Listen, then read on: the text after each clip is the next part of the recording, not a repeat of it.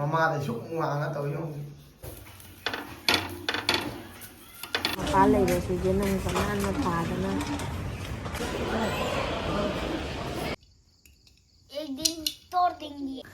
Good morning ma'am. Ngasidi nongalakpada leichil phajana tharame ngasidi aduga aina khoma pada ba Shillong dagi nang ingba pore ngarang dagi di khara ingba mai to ingbudi ingeba ko adu su ngarang khara injal mo mai to ngasi su injal le leichil phajana thare aduga hoji ayuki aidi sonogi tani dana han idli gi better do amuk tak khara di adum phara jam le dana sonogi sampire sonodi idli je khupa mama duna madi piring adum harawe aduna magi di plate ani budi thoe ngana khar le mau baduna aduna magi sampire mai muthalaga thamamini mathakta mukare ne se ngatang inghalaga lawthoke ne matam ngahwali sonusu loisalli ma kai kari aduga ai nong khoi leichil tharamnina hijang napi mana masing sing se da loina ising kaino marik sing se tar adong asidi si anam sing jilen thoki do ne ahum se aina cha dange khak na tamini chenu pipi gi gaina aidi akoina Hyderabad chatpada su yum mamana so aidi chenu pi mamana bi aidi upagi mamana ba gi mem de cha kore ena moi de su khara pipi wena ha morok yung asang sangang asin bajan thar ngale di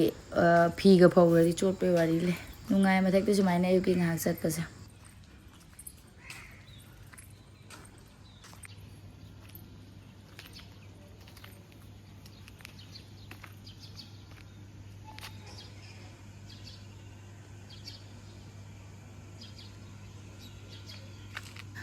aigi phadikum se mukum hangdo thammage si se aidi phi se haidoge wang khalak ba kha su yaurabanina jikte dum phajana haura ani da pokhaire mayam ma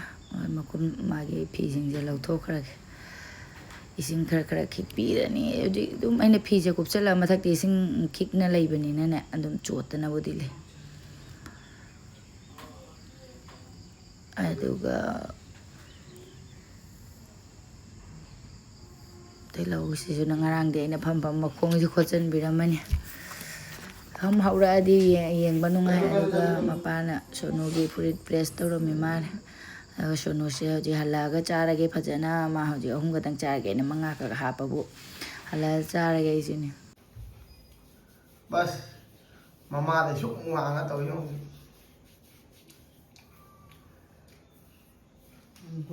Mama làm hơn rồi. Ôi một cái rồi không. Thảo thế sau giờ có thể có số luôn không? Ít tới thôi này. Mắt cái tao thắp phát sinh mà. Sao vậy? मैंने बनाया था ब्लैकेट को साला mobile में phone कहाँ है बाबा का तुम्हारा दिखाई नहीं दे रहा bro tu mami rana सो रहा था ngasidi sonu mapana thinbirani hanadi cycle yam chajaning mane hojikti wara mare thomandare aduna pada thinbi waina khoni ju dum hainari dama lak leiradi dum bike ta thinbi na baina ne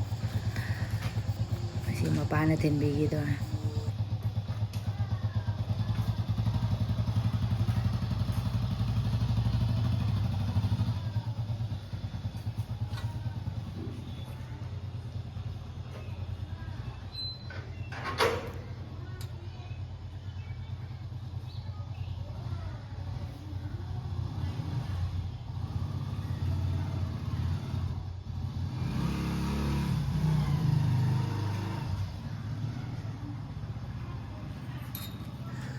sono thinbi gare mapana thinba sakare koi gi amuk semage idli se koi chanupe se chabudi chai du su yam haina pamna sa da boy mare du yam su yam da ba aina ayuki se koi gi di alu paratha ne sara se na alu paratha oina haure du go moi di horen gi fried ne chak thongkala mi chalo ra pada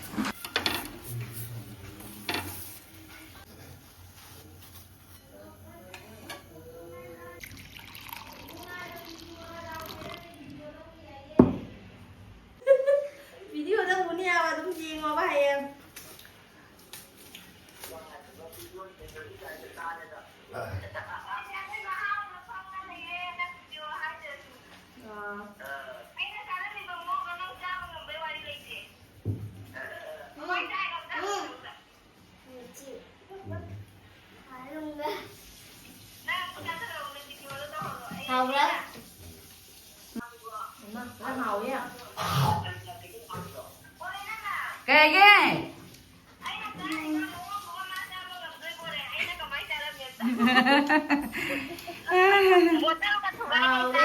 Aduni.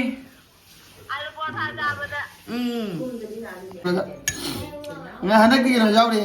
ako gi achar ho ya no ina mana achar to ba achar ro nate he mi to ngan me keno gi Moro sa si piroda. haigru gi Moro si piroda.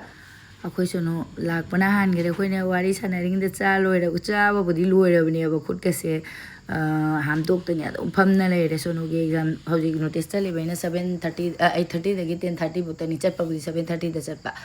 ado 10:30 ta dan shuti oina laya khoina cha loira ga khut ka se ham tok te pham wari ga sai sana leire mini pung tra ma thoi ta re ngone oi ma nga sai de wari sana ra ko pung tra ma thoi ta khangaudre moro ka cha bro ro sono masing umur berapa? Umur jangan berapa? ako suno mayan ka kami ana ngone Ma pulak pada di masa noi mana dah? Sunuro, am noi je, paru ne heli ma am noi je. Kayak ni, oi thori di sandri ni kayak tahu sih. Haji pung tra thoi ta ra canteen chali ni upaga mapaga ina na han se khoi ana ko da canteen si ti chalu ne ne chanu pi de se dai karim ham ne nga li tabina colgate kumba sab sabun khara hap ke na kan ba ado si canteen da di thalo ra mina le su le ram dre aduna kitang ala pam da ma bike le ra baina ma sa chalu ro aduga I chanu pi khara happy na bain to ke le ra ga pot myam jami thadra ke he se be mai bag da hap chan bi ki dorom ani sabun le tro colgate alum Hapan wai dah dia pung hap dah hap ay wak. Kari no ne sino monos ki Kayo ya. Si tang man siya. tang Si pada tang man siya. Ma si siung ba na ta di ma sing. siya ma de nangi balap yung yo oi bag da hap chang ro sabun di hap chang ro Ma koi kong na bay. silai dam ham ngam di na ma pung sa ayo gre ma wari sana bada duga moina keno chaling de chanu pi gi ma gi pisum su ko pi re thieng gre ma bhajana ado thijang thong na ba tawra ge paneer ga aduga keno ga matar paneer sang Di jadi si loi dah hao. ai no ji hai Oi đào đào dài mà ngay nó không phải cái này gì đấy. putu le ma di kap ngai ri ma ne Thật ra mà asa bu nó cũng cái pung ka hele na tra Thật là cái này suy đi đấy. se na han sem gi ba pani do ni me liter hong gi pani je khuyam di taw duri tha su law re sa ti na so haw re mem ado si gi pani se ne sa na sem amina ado tang kak pada len basi da ko sem basi da se wa su gan mani ne ekta ge na tawre sem basi da kal ba mala ma su ya ba ko na ising ting na tham ne ba ine fresh da gi na han sem dog lo ra ga ne da cube te sem do ya do ga gi da thongani pira pani si di gi khara happa thung man ai di ngau thuk mana haw ba heli ko tu na gi da ngau bani paneer se no ye no suya paru la ka me dekh liya aduga paneer gi gravy se matar budi hapani ho tu lo janam di yaw ba ta keno ga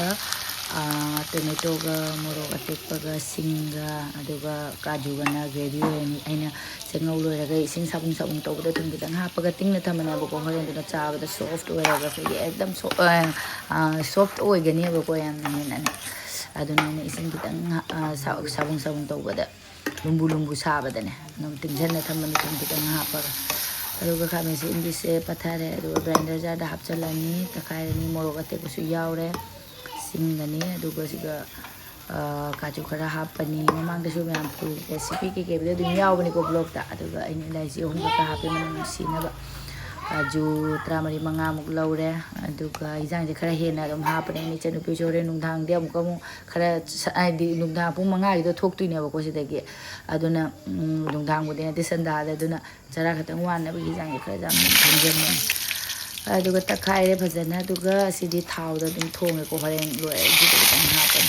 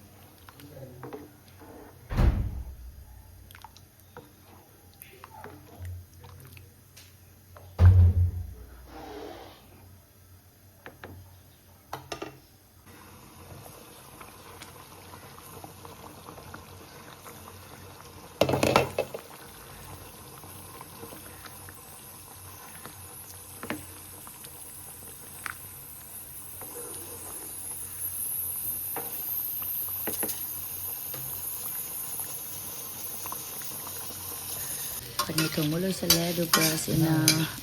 เป็นฟรายสับจีเป็นฟูโกบินี่ฟรายตัวแล้วก็งูเบอร์ Ada sebenarnya nggak bisa. Tahu deh.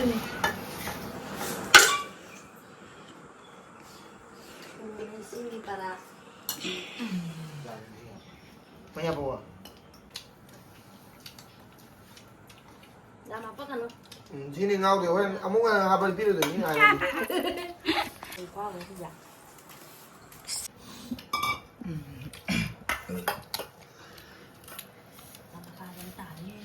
Wah, kali kau apa sih ya? Dia deh. Kasam. จากซาลอยเรดูก็กว่าอาหาวบเลยเลยแม่น้องผัดดอกสมัยนั้นกว่าทุ่มเบสจ้าว่าหาวอีกก็อะไรกว่าสุปาริกที่ยาวไปยามนั้นตัวชัวหาวที่หาวนี่กว่าเสีย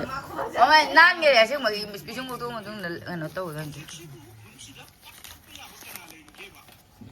ไม่ถูกก็ด่ามันแต่คุณแบบว่าเราดีกว่าตัวจ้าแล้วเนี่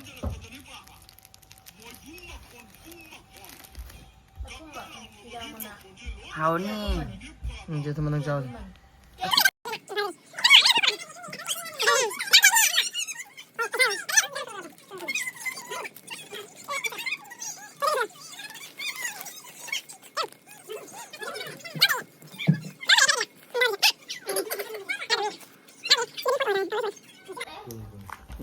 Cho hầu ra.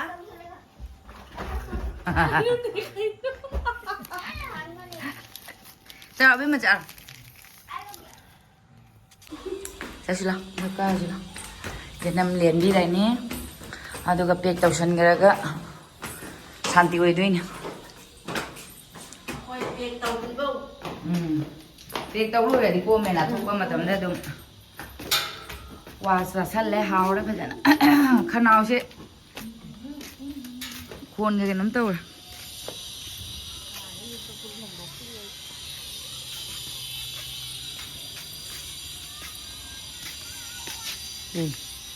นี่บัวรากันที่แบบนั้นทิศเนี่ยทำแม่เนี่ยเอามาเลยเลยเราจ้ะ คนเดียวชั่วโมงจะพอจะกันได้หรือเปล่าจ๊ะ ไอ้ขาดูดิ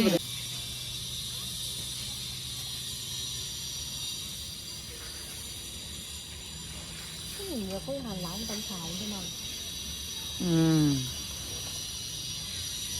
ก็นั่นเลยมันรู้จักปะที่นานทุกคนเนี่ยจะอันตึงอยู่ไปตัวแล้วก็ที่จะ นั่งกันน้ำมีคนน้ำด้วยใกล้แต่น้ำมีไม่ใช่ที่กันน้ำมูดนะ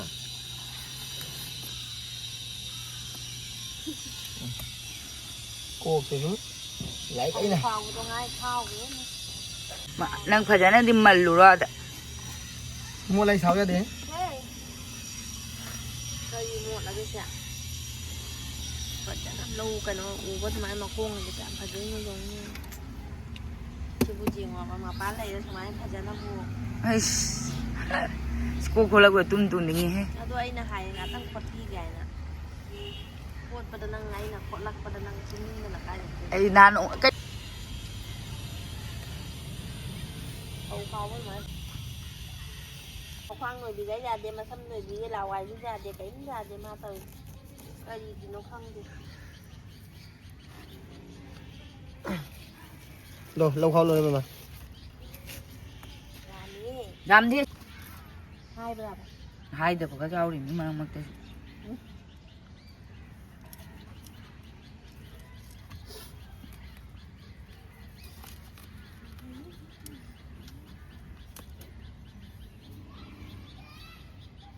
ra đâu ra nè bạn นั่งกู bữa nào nó chay đã bà ạ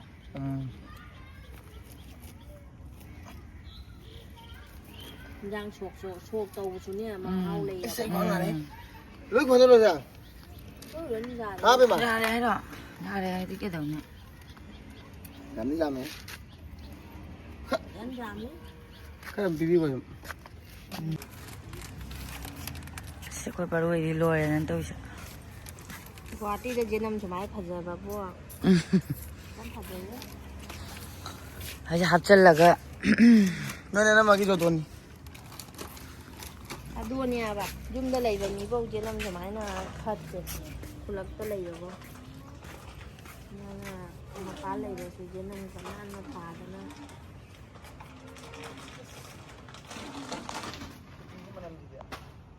ꯐꯗꯤꯒꯣꯝ ꯈꯔ ꯈꯔ ꯉꯁꯥꯏ ꯍꯥꯏꯗꯣꯛꯑꯝꯃꯦ ꯍꯥꯏꯗꯣꯛꯑꯝꯃꯦ ꯉꯁꯤ ꯍꯧꯖꯤꯛ ꯀꯨꯞꯄ꯭ꯔꯣ ꯅꯣꯡꯃ 이신 그래 꽃바로 이신 그래 짜비게 또 진짜 이거 ꯖꯦꯅꯝ ꯀꯩꯅꯣ kilo ꯃꯅꯥ ꯐꯖ ꯑꯩꯈꯣꯏꯁꯨ ꯉꯥꯎꯖꯔꯕꯅꯤ ꯆꯤꯡꯕꯅ ꯆꯤꯛꯅꯒ ꯆꯥꯏꯅꯤ ꯃꯃꯥ ꯃꯥꯏ ꯊꯥꯕꯤ 시시 오이나 좀 살러시 ꯑꯩ ꯁꯣꯝꯗ ꯌꯣꯝꯃꯦ 이제 좀 살비로 두가 아차시도 가이보고 막 자세 수금마시 컨테이너시다네 하게 또 버시 신 타이트 오이데바 마kum싱시 ꯃꯐꯝ ꯇꯥꯗ꯭ꯔꯗꯤ ꯅꯨꯡꯉꯥꯏꯔꯣꯏ 아두니 가이 쪽딩감다 mas ngarang jauh gitu ꯉꯥꯎꯖꯔꯁꯅꯨ ꯑꯁ ꯐꯖꯔꯦ ꯆꯥꯅ ꯃꯅꯝ ꯅꯨꯡꯁꯤꯔꯦ 그래도 가이고 ꯑꯣꯈꯥꯏꯔꯦ ꯆꯥꯕꯤ 시사이에 쪼르지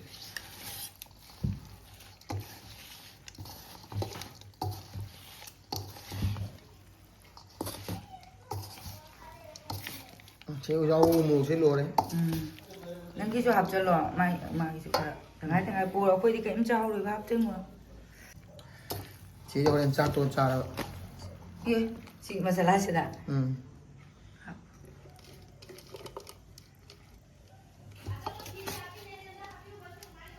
quay lại cái nào không sao liều đây 하고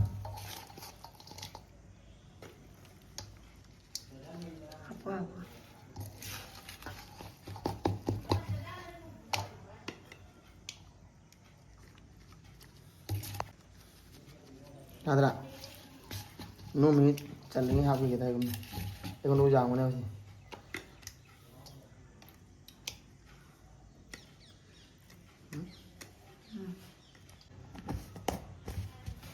जो रंग हम नापसा लगा ना सुबह हापम बगिने काइनस इसने चले गए मोरो बाई तो रंग हम जो चलो आई कुछ हम लोग ने मोरो काम तुम जान के तो चार्जर मरी जाते नोट एलाउ इसे हम यहाँ पर करो सिटी नोट दे फिर ꯇꯟꯕꯅ ꯂꯣꯏꯔꯦ ꯁꯨꯃꯥꯏꯅ ꯄꯦꯛ ꯇꯧꯔꯒ ꯄꯣꯠꯀ ꯄꯨꯊꯣꯔꯛꯄ ꯎꯕꯗ ꯏꯆꯦ ꯅꯨꯄꯤ ꯍꯣꯏ ꯆꯠꯈꯤꯗꯣꯔꯦ ꯊꯣꯛ ꯇꯜꯂꯦ ꯑꯩ ꯌꯥꯝ ꯆꯧ ꯖꯦꯀꯦꯠꯇꯣ ꯂꯤꯠꯁꯜꯂꯨ ꯏꯪꯗꯣꯏꯅꯤꯅ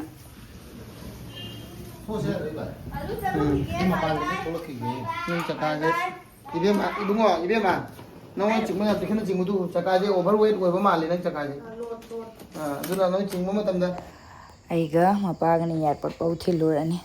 ꯑꯗꯨꯒ ꯒꯥꯔꯤ ꯀꯧꯕ ꯆꯠꯈ꯭ꯔꯦ ꯃꯥꯜꯂꯦ ꯑꯩꯈꯣꯏ ꯃꯄꯥꯁꯦ ꯑꯗꯨꯒ ꯏꯆꯟꯅꯨꯄꯤꯒ ꯅꯨꯄꯥꯒ ꯒꯥꯔꯤꯗ ꯂꯥꯛꯆꯔꯅꯤ ꯑꯩꯒ ꯃꯄꯥꯅ ꯕꯥꯏꯛꯇ ꯇꯧꯔꯒ ꯐꯥꯎ ꯊꯤꯜꯂꯝꯃꯅꯤ ꯒꯥꯔꯤ ꯂꯥꯛꯑꯦ ꯀꯔꯤꯒꯤꯅꯣ ꯁꯤꯅ mỗi lại không cần 와 ꯆꯠꯂꯤ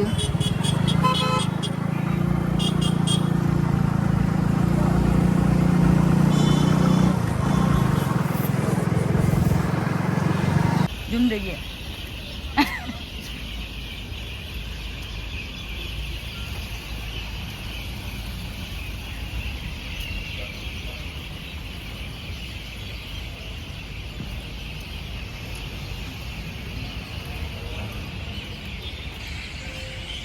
나도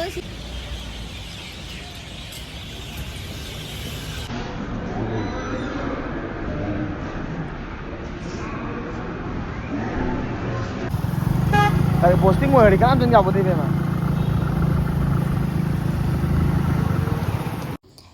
ꯑꯩꯈꯣꯏꯁꯨ ꯌꯨꯝ ꯌꯧꯔꯦ ꯑꯗꯨꯒ ꯆꯦꯡ ꯕꯣꯔꯥ ꯑꯃꯈꯛ ꯂꯧꯔꯛꯏꯅꯤ ꯃꯥ ꯂꯩꯔꯤꯉꯩꯗ ꯆꯦꯡ ꯂꯧꯍꯧꯕ ꯑꯩꯅ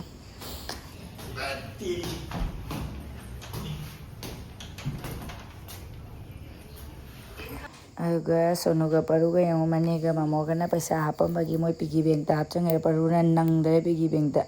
ꯍꯥꯞꯄꯒꯦ ꯑꯩꯅ ꯑꯩꯈꯣꯏꯒꯤ ꯆꯐꯨꯁꯦ ꯂꯣꯠꯁꯟ ꯊꯝꯃꯦꯕ ꯂꯥꯛꯑꯒ ꯄꯨꯊꯣꯔꯛꯏꯅꯦ ꯑꯗꯨꯒ ꯃꯣꯏ ꯑꯅꯤ ꯍꯥꯞꯈ꯭ꯔꯦ